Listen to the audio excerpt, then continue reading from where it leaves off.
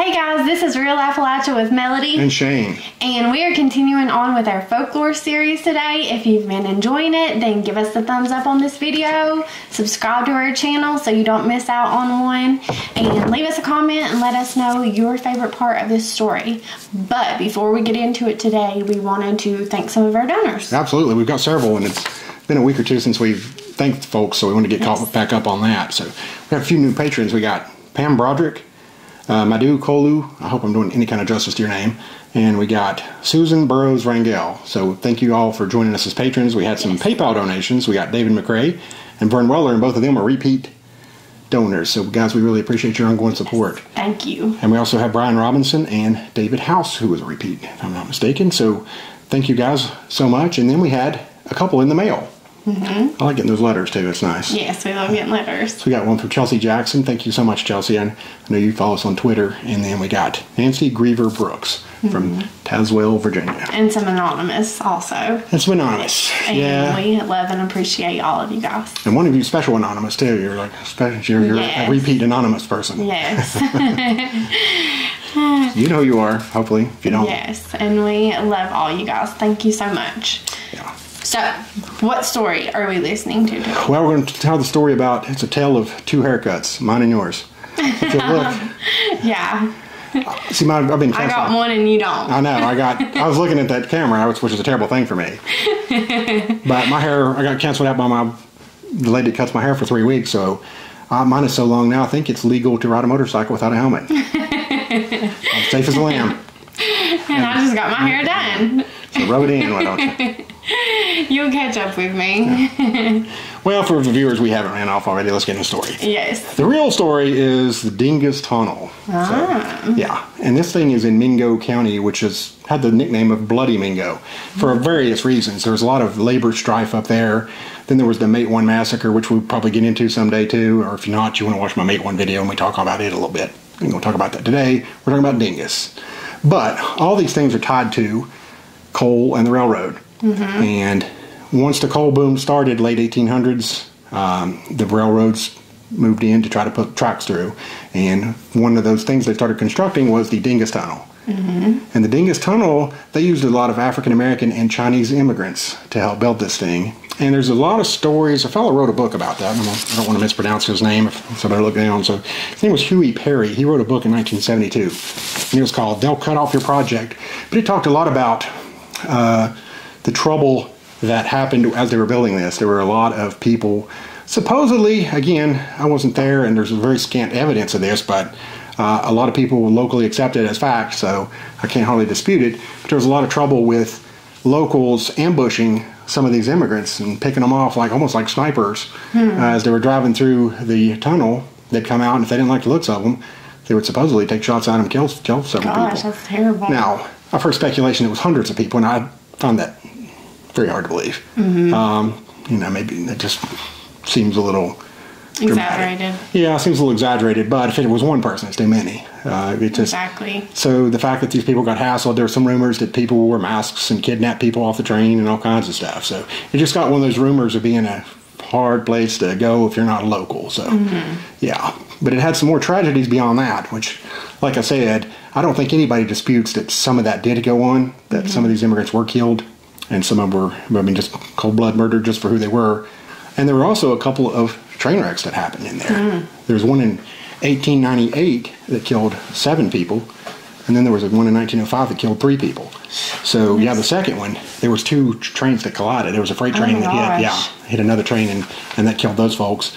At least 3 people died. Some people said 5, but yeah, it was just in a short span of time. This is from 1892 to 1905. In 13 years, there's 2 big train wrecks that killed people on top of any of these ambushes that happened.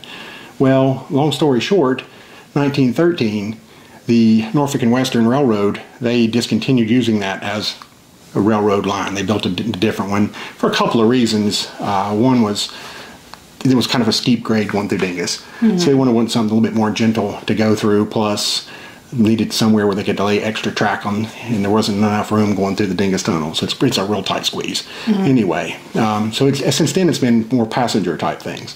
You get wagons and all that stuff to begin with, and now vehicles. And I think in the 60s, 1960s, they paved it, and people were able to just drive through there. So I actually drove through this thing. And it was scary. I didn't mean to. It was completely unintentional. I happened to be in Mingo County going to another town. I think I was going to Del Barton maybe. And anyway, I got lost because my GPS service didn't pick up. And I was driving around, ended up right outside the Dingess Tunnel. I thought, well, man, I need to check this thing out. I've heard about this place. And so you pull up there, and, well, what do you know? There's like I don't even know if there's a stop sign so much, but there's like a warning thing there that you need to check out and, you know, make sure. So I stopped, and I got video of it that I'll show here. But it's I stopped and peeked in there, and there was pitch black. So I thought, okay, I guess I'm safe to go through. So I started in there, and I had the car that I had at the time had automatic headlights on it. And so when I went in there, and it wouldn't, either I didn't know how, maybe that's more like it, but I know how to override it. So when I went in there, my lights weren't on, and that thing was pitch black. They didn't turn on when they were supposed to? Well, they went in like, it was 3-4 seconds, and I think the video picks that up. And it was terrifying, because there's little markers on the wall, like reflectors, but if there's no light to reflect off, I couldn't see a darn thing. Yeah. So I got in there, and I was about to panic when all of a sudden my lights kick in.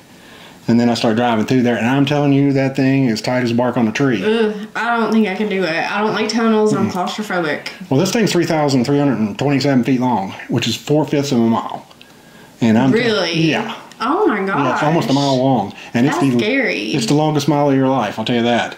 Because I got in there poking, because, you know, like I said. And there's no way to know if somebody is coming through it or not. Well, you just got to see if headlights are coming. If somebody. That's terrifying. Or you can run up on somebody or whatever, yeah. Yeah. It is. And I got in there, and I kept thinking, well, what if I broke down? I'm not sure I could get my door open to get out. Oh my gosh, no. Which, you know, and I'm not saying it was that tight, really, but you know how it is when you're in a car and you're sitting there, you're looking around, you start thinking, man, what if something happens? Oh my gosh, that's terrifying. I know. It was for me, and I was like, when I got through, well, here's the bad part too. I made it through, but guess what? What? I had to go back through because I still didn't know where I was at. Yeah, I had to go back through. I turned around and come back through. I was like, well, and that time somebody was coming. So I saw the headlights, and man, it seemed like it took forever for them to get through there. St. Simmons, the Appalachian Project, and I'm heading into the Dingess Tunnel in Dingess, West Virginia, just a little bit outside of Del Barton. And man, this place is creepy as all get out.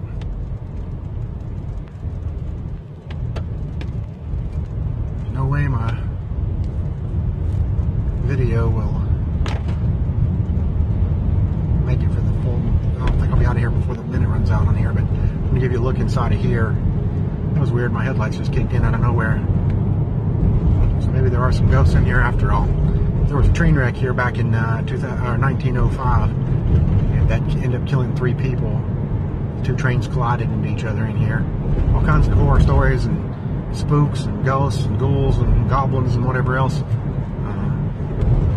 Fortunately, I haven't dealt with that yet, but I've heard it's just an absolute nightmare. I had a cousin in West Virginia that was going through a tunnel like that, but not nearly as long. She got hit head on, and they said it took like hours to get her out. Man. Because it was so tight in there and everything.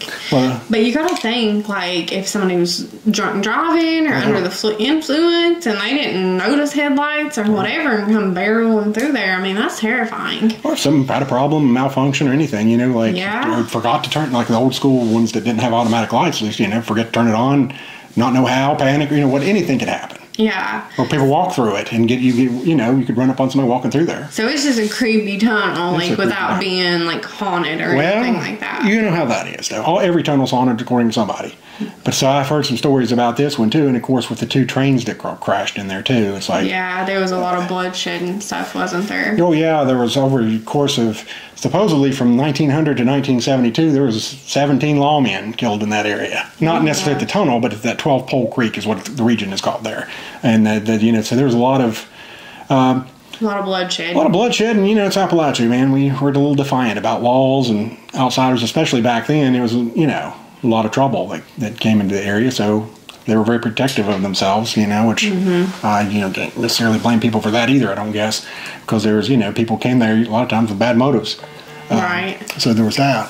But, so then, you know, there have been rumors, like I heard a story about somebody seeing an apparition where somebody was hanging in the tunnel, and then I heard one about a picture was taken of like a little girl showing in the tunnel. That's like every tunnel. I know, that's what I was gonna say. Like, yeah, like these are like, oh, I think I've heard that story before. There was one that was down from my house in Honaker. That's a little girl and someone hanging from it. Yeah, is that something that they did though? Did they really hang people inside of tunnels? I wouldn't think back so. in the day. I don't know how you do that, but I don't. Yeah, and but isn't it funny too about that's so morbid to think about though. It is, but it's like, isn't it funny that same story travels? It's like it wasn't like there's internet to steal a story off of back then. It was like word of mouth. Mm-hmm. But every tunnel that I've ever set foot in has some kind of horror story, and very similar to the one you're talking about. It's like it's a very small deviation from it.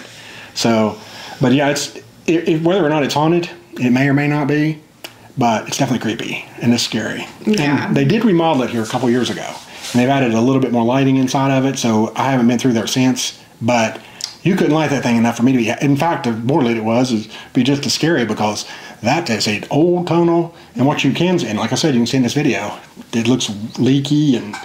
I mean, it's a creepy thing. I'm glad you went in that one without me. Yeah. Well, I had no choice when I got there. Or in my mind, I didn't.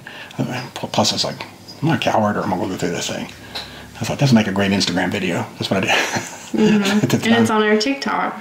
So if you guys have TikTok and you don't follow us on there, then you need to do that. Check it out, because it does. It shows where the lights kick in, and I'm in there, and it's a creepy feeling. And when you're driving, let me tell you, if you think that video is creepy, put yourself behind that wheel in a place you don't know. Yeah. And hearing all the horror stories about it, I already knew that was going into it. And it's like, here I am in here, and if I break down or anything happens, cell phone didn't work. I was just SOL, as they say. Shane out of luck. I like that. SOL, Shane out of luck. I won't cuss because my mom might watch it. I wouldn't anyway. I'm just kidding, but I've always promised myself for that reason. If no other. Well, that's the story of the Dingess Tunnel, and I'm telling you, if you're in the area, I suggest you avoid it. Go to Mate 1. There's plenty of history. Mingo is a great county for history. Gosh, there's so much mine labor disputes. There's, like I said, the Mate 1 massacre. There's everything. It's just, the Mine Wars Museum is a great place to check out. There's a lot of things to see and do up there, but you may want to skip the Dingess Tunnel. Just watch this video and enjoy it. Yes, exactly. So if you guys like this, give us the thumbs up. And if you've ever been through or you have any experiences traveling this horrible, scary tunnel, then comment and let us know about it. Subscribe to our channel also so you don't miss out. Absolutely. And we will see you on down the road. Thanks.